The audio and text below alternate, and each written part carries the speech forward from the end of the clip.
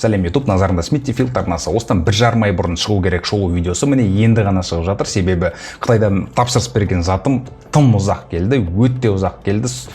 Ұзақ келген соншалықты екі ортада ары-бері ойланып жүріп,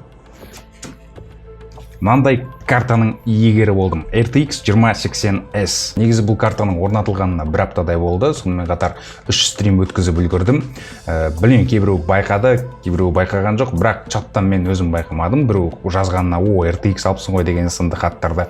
Егер кім бұған дейін байқады, төменге қарай пікірге жаза кетсеңдер. Қазір мен әр тауардың жеке-жеке бағаларына тоқталып кетемін. Өкінішке орай дүкендердің аттарын атай алмаймын, себебі ешқандай да дүкенмен мен келісім шартта отырғаным жоқ. Барлығы осы Қазақстанда алынды, екі заттан бөлек. Оларды әлбетте мен айтатын боламын. Сол айтылған бағаларға бәлкім біреулер сәл баға қосып, сәл бағасын алып, басқа да нұсқаларын іздеп, бір нәтижеге келіп, келешекте компьютер жинап қалар. Сондықтан да мұқият қараймыз. Білесіңдер, қазақ ютубында блогинг өте дамымаған, бұндай сынды видеолар өте сирек кездеседі. Сөйлеу өте қиын, себебі мен журналист емеспін, сондықтан да сендердің қолдауларыңды күтем. Қолдаулар қалай ол білесіңдер? Лайк басамыз, төменге пікір жазамыз. Болды, басқа ештеңе керек жоқ. Кім арнаға жазылмады? Міндетті түрде жазыламыз.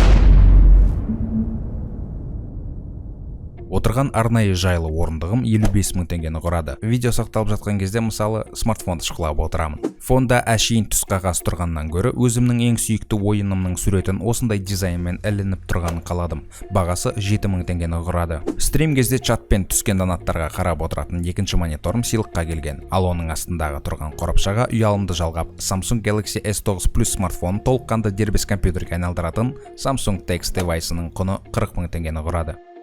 Негізгі мониторым Acer, мінездемесі 27 дюймдік 2560-ға 1440 пикселі, яғни 2K Quad HD, оның бағасы 122 100 теңге. Аудиокарта Behringer Euphoria UM2 конденсаторлық микрофондармен жұмыс жасайды, бағасы 17 848 теңгені құрайды. Микрофонда сол неміс компаниясының өнімі. Behringer B1 USB микрофондарға қарағанда бұның сапасын өлтіру қиынға соғады, яғни көптеген дыбыс сүзгісінен өте алады. Жалпы айта кетерім, ән жазбасаңдар құр стримге USB микрофонда жарай береді. Behringer B1 микрофонының бағасы 58 300 теңгені құрады. Микрофон ұстағышын кез келген интернет дүкенінен тауып алса болады, бағасы 5 000 теңге.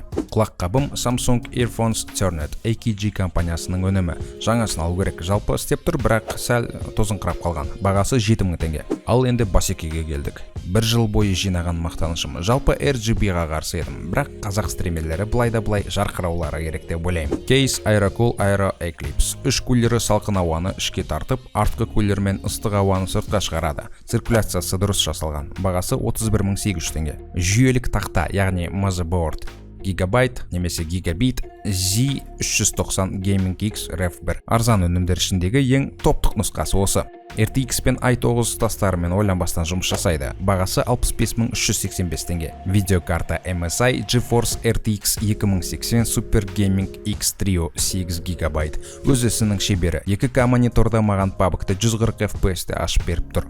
Бағасы 380 110 теңге.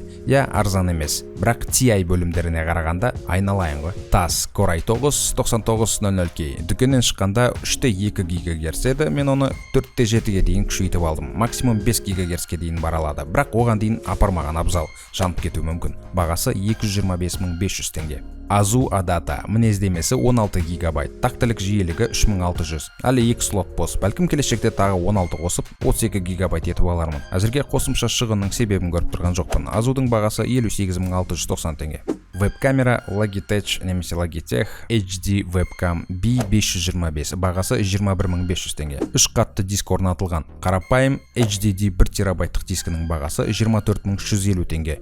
Оған мен түсірілген видеоматериалдар мен жалпы мультимедиа файлдарын сақтаймын. 628 гигабайттық Kingston SSD-сіне Windows операциялық жүйесін орнатқам. Бағасы 10 000 теңге. Ал негізгі 1 терабайттық M2 SSD дискіне мен таза ойындарды сақтаймын. Ол жерде артық файлдар жоқ. Бастысы ойындар тез қосылып, ресурстар тез жүктелуі үшін орнатқам. Adata SX 6000 Pro SSD M2 дискінің бағасы 65 700 теңгені құрады.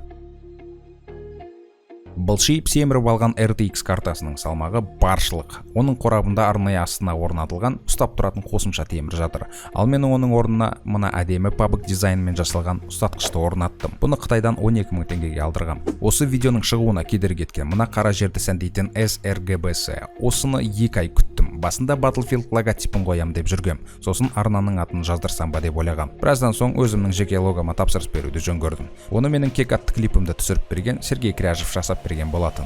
Бұл S барлық жақта, тіпті дыбыс жазу студиямда да. Енді компьютерімде де. Қытайдан 18 000 теңгеге алдырттым.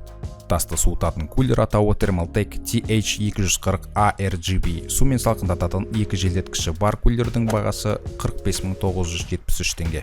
Пернетақтамен тышқан әлі ауыспады, себебі ешқандай ақаулар байқап жүрген жоқпын. Калькуляторсыз Red Square Tesla TKL пернетақтасының бағасы 10 990 теңгені құрады, ал Bloody J95 тышқанының бағасы 13 000 теңгеге шыққан. Арнайы PUBG кілемшесін 3 000 теңгеге алдым. Қуат беру блогы 850 ваттық ATX Game Max RGB 850, бағасы 36 669 теңге. Стрим жарықтандыруы 3500 теңге. Қорытындысында бүкіл заттарға 1 338 415 теңге жұмсалған. Шынымды айтсам, бұл бағаға өзім де шокта отырмын.